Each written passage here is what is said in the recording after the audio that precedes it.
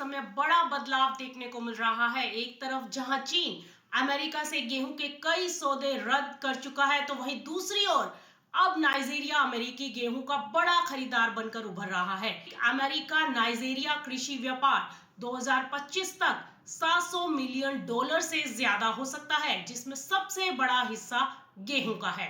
हाल ही में नाइजीरिया के अपापा पोर्ट पर अमेरिका से आया 50,000 मीट्रिक टन गेहूं उतारा गया है। नाइजीरिया फिलहाल अमेरिकी गेहूं का तीसरा सबसे बड़ा बाजार बन चुका है। अब यह चीन का एंगल क्यों अहम हो जाता है यहाँ पर? दरअसल चीन दुनिया के सबसे बड़े गेहूं आयातकों में से एक है। हाल ही के महीनों में चीन ने बढ़ती कीमतों पर किए हुए सौदे, कमजोर घरेलू मांग, ऊंचे स्टॉक और भू राजनीतिक कारणों की वजह से अमेरिका से कई गेहूं शिपमेंट रद्द कर दिए हैं। और इसका सीधा असर ये हुआ कि अमेरिका के पास ज्यादा गेहूं उपलब्ध हो गया, जिसे वह अब अफ्रीकी देशों, खासकर नाइजीरिया जैसे बाजारों की ओर मोड़ रहा है। यानी जो गेहूं चीन को जाना था, उसका रास्ता अब अफ्रीका की ओर मुड़ चुका है।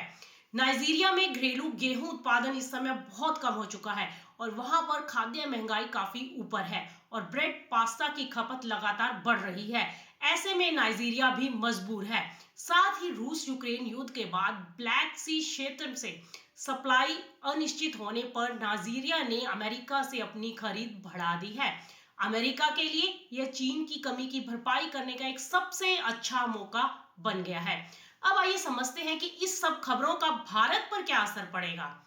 दरअसल चीन के सौदे रद्द होने से कीमतों पर जो अंतरराष्ट्रीय बाजारों में दबाव आ सकता था, अब वो नाइजीरिया जैसे देशों की मजबूत खरीद से अमेरिकी गेहूं की मांग को फिर से बढ़ा रहा है और वो अब वापस से कीमतों को सपोर्ट दे सकता है। इससे अंतरराष्ट्रीय कीमतों में तेज गिरावट का जो खतरा बन रहा था, वो कम हो गया है। वैसे देखा जाए तो भारत जब भी गेहूं निर्यात कर खोलता है, अफ्रीका सबसे बड़ा बाजार होता है।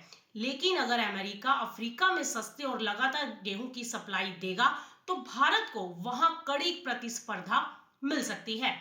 अगर आगे चलकर चीन दोबारा खरीद बढ़ाता है या अफ्रीकी मांग और तेज होती है, तो वैश्विक कीमतें ऊपर जा सकती हैं। उस स्थिति में भारत के लिए निर्यात का अवसर बन सकता है, बशर्ते घरेलू स्टॉक मजबूत हो। वहीं अब यह पूरा घटनाक्रम ये बताता है कि वैश्विक अनाज व्यापार अब तेजी से रीरूट हो रहा है। चीन, अमेरिका और अफ्रीका के फैसले अब बाजारों की दिशा तय कर रहे हैं।